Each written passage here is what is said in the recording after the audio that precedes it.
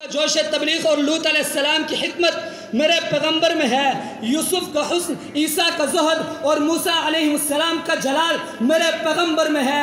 سامعین محترم، اگر آج اس عظیم ترین پیغمبر کی تعلیمات کا جائزہ دور حاضر سے کیا جائے کہ آج کی دنیا انسانی حقوق کا راگ آلاپتے نہیں تکتی، مگر آج بھی افریقہ کا غلام گوروں کی برابری کا دعویٰ نہیں کر سکتا کہ ہندوستان کی اچھوت کو تو انسان ہی نہیں سمجھا جاتا، مگر میں قربان جاؤں اپنے اس عظیم ترین پیغمبر پر کہ جس نے آج سے 1400 سال پہلے لا فضل للعربی علی عجمی جیسے ارشادات کے ذریعے ان تمام طبقاتی فرق کو مٹا دیا۔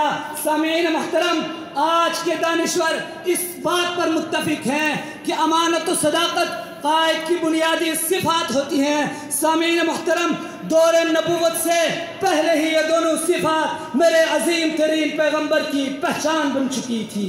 ماشاءاللہ۔ سامعین محترم، آج جبکہ سوشلزم اور کیپٹلزم صرف سرمایہ داروں اور جاگیرداروں کو ہی جینے کا حق فراہم کر رہے ہیں، مگر آج سے 1400 سال پہلے میرے عظیم ترین پیغمبر نے الفقر و فقری کہہ کر تمام مظلوموں، ناداروں اور غریبوں کو اپنے سینے سے لگایا تھا کہ ارباب نظر کو کوئی ایسا نہ ملے گا، بندے تو ملیں گے پر مولا نہ ملے گا، تاریخ اگر ڈھونڈے ثانی محمد، ثانی تو بڑی چیز ہے، سایہ نہ ملے گا۔ ماشاءاللہ۔ وما علینا الا البلاغ۔